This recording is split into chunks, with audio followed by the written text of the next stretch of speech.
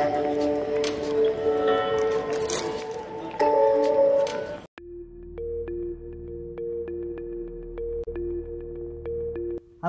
nama saya Irham Taufik Andika. Saat ini saya sedang menempuh S3 di Heidelberg University, sekaligus melakukan riset di Max Planck Institute for Astronomy, Heidelberg.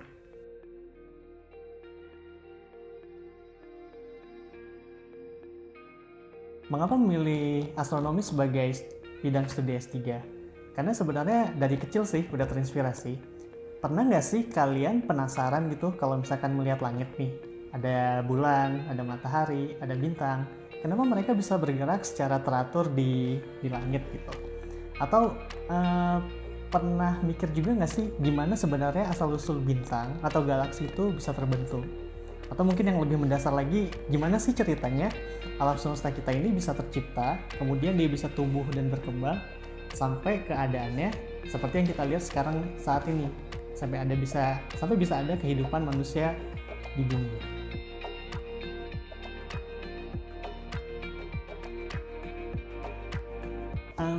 Sebenarnya alasan pertama karena tuntutan profesi sih. Jadi kalau teman-teman ingin menjadi seorang astronom profesional, atau katakanlah di Indonesia itu posisinya sebagai dosen atau peneliti, itu biasanya yang dicari adalah orang-orang dengan kualifikasi S3. Nah, itulah kenapa akhirnya saya memutuskan untuk lanjut S3 supaya nantinya lebih mudah gitu untuk terjun sebagai astronom profesional. Dan S3 itu juga sebenarnya menyiapkan skill kita untuk menyukai dan membiasakan diri dalam lingkungan riset untuk menjawab pertanyaan-pertanyaan yang jadi memicu keresahan umat manusia.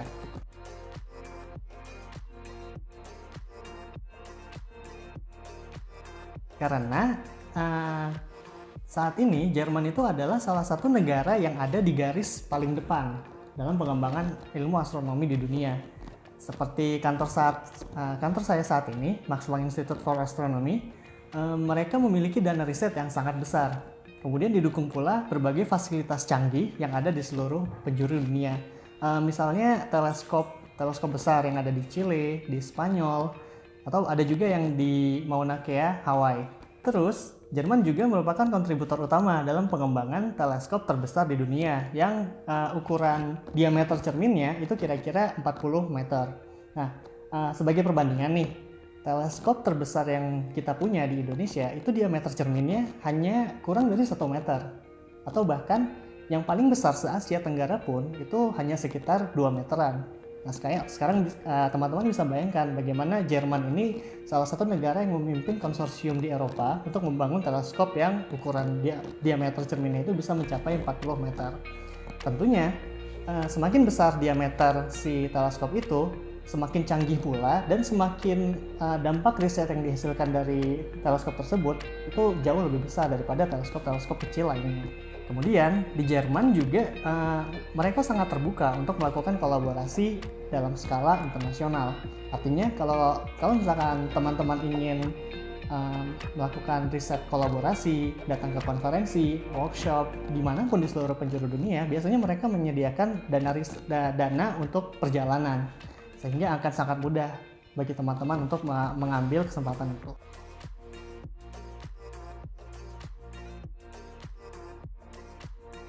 Riset yang saya lakukan saat ini itu berusaha untuk menjawab pertanyaan paling fundamental, yaitu bagaimana cara alam semesta kita bisa tercipta dan juga bagaimana pertumbuhannya ketika dia masih berusia sangat muda. Tentunya kalau teman-teman tahu, umur alam semesta saat ini adalah sekitar 14 miliar tahun. Cukup tua ya. Nah, studi yang saya lakukan ini berusaha fokus ketika umur alam semesta ini masih berusia sekitar 1 miliar tahun. Tentunya lingkungan di alam semesta tersebut sangat berbeda dengan kondisi kita yang sekarang. Kalau sekarang kan kita bisa melihat ada banyak unsur-unsur metal atau mungkin karbon, nitrogen yang membentuk kehidupan. Kalau di zaman dulu itu hanya ada gas, hidrogen, dan helium yang nantinya hanya bisa membentuk bintang-bintang dan galaksi. Nah, saya ingin meneliti lebih jauh, kira-kira nih galaksi-galaksi yang ada di alam semesta ketika usianya masih sangat muda, apakah dia punya karakteristik yang sama dengan galaksi-galaksi yang kita amati di masa sekarang? Contohnya galaksi kita sendiri yaitu Bima Sakti atau galaksi Andromeda. Ya, seperti itu. Kalau misalkan lingkungannya berbeda, apakah galaksi akan sama? Kan belum tentu. Dan kalau misalkan teman-teman pernah tahu juga, di setiap pusat galaksi itu terdapat yang namanya black hole supermassive. Yang massa black hole ini dia sangat besar sehingga kuat gravitasinya itu bisa mengikat materi-materi di sekelilingnya sehingga mereka bisa saling mengorbit.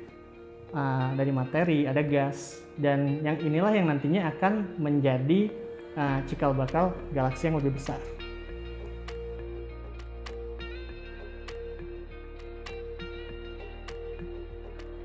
Jadi yang pertama yang kita harus lakukan adalah bagaimana cara kita untuk mengamati alam semesta di usia muda. Tentunya kita harus mencari objek-objek yang dia terletak sangat jauh atau galaksi-galaksi yang sangat jauh yang usianya masih sangat muda. Dan ini biasanya dilakukan dengan observasi menggunakan teleskop. Jadi kita berusaha untuk memotret galaksi-galaksi yang ada di langit dengan menggunakan teleskop dan kamera, dan juga kita melakukan sesuatu yang disebut dengan spektroskopi.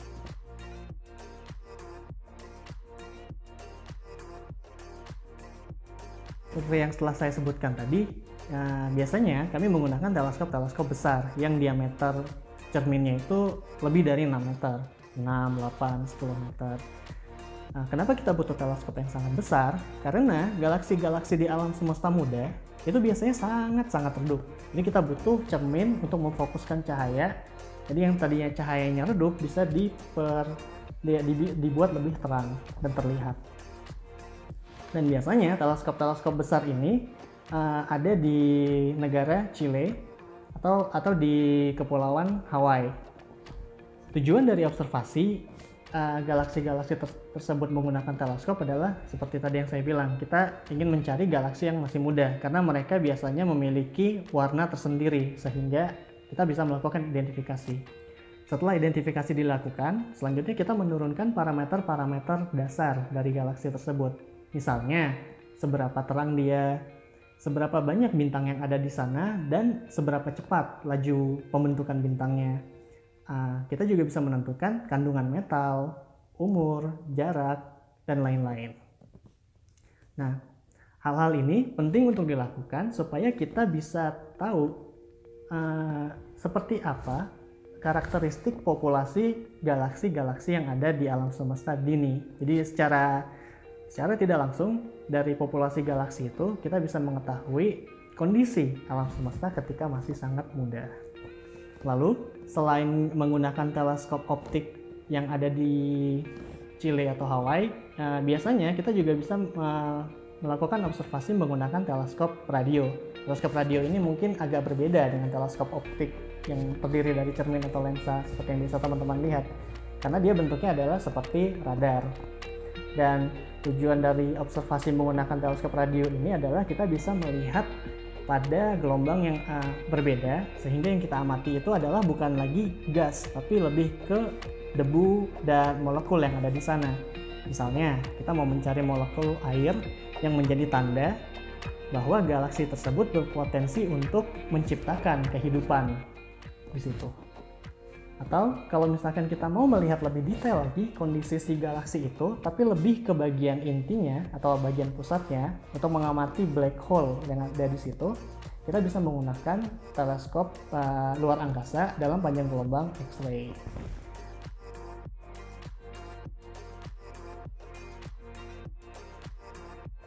Untuk saat ini, saya cukup optimis bahwa astronomi di Indonesia itu bisa semakin maju dan semakin populer di masyarakat. Apalagi saat ini kita sedang berencana untuk membangun observatorium baru.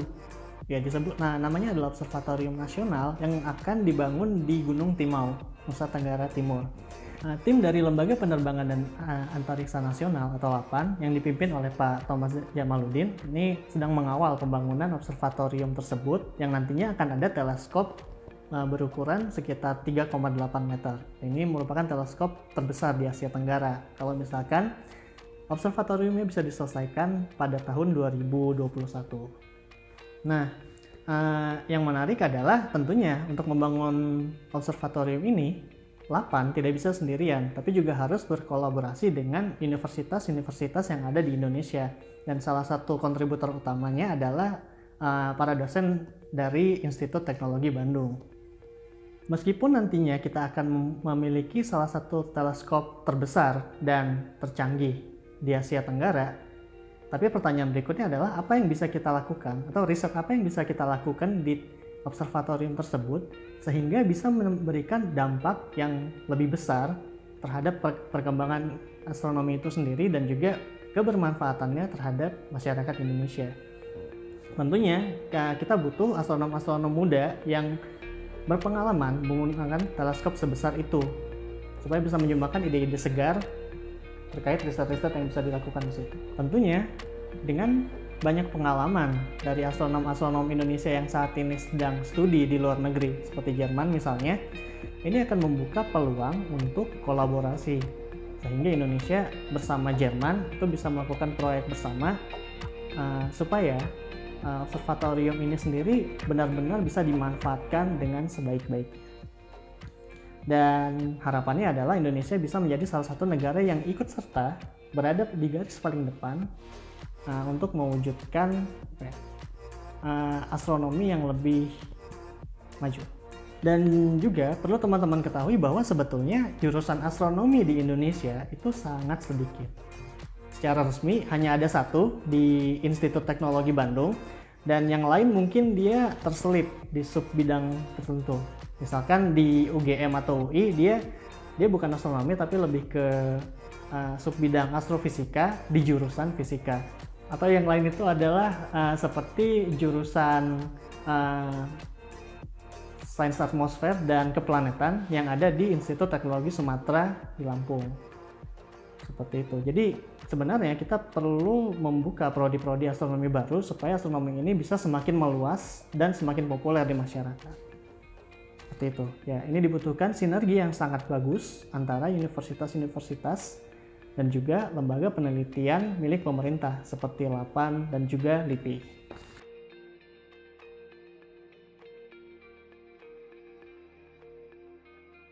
Rencana setelah studi, kalau misalkan ada lowongan PNS, tentunya saya akan mencoba daftar supaya saya bisa bergabung dalam di universitas-universitas yang ada di Indonesia, menjadi dosen atau peneliti secara langsung di situ.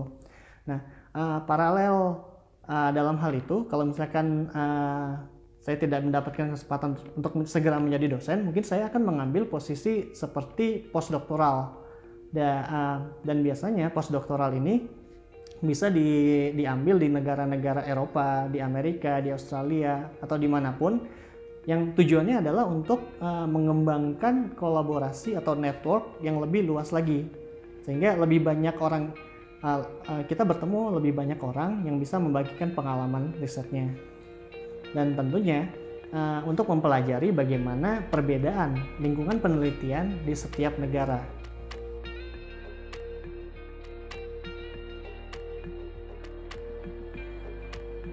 Yang terpenting adalah temukan mimpimu dan berusahalah untuk mengejar hingga itu bisa tercapai.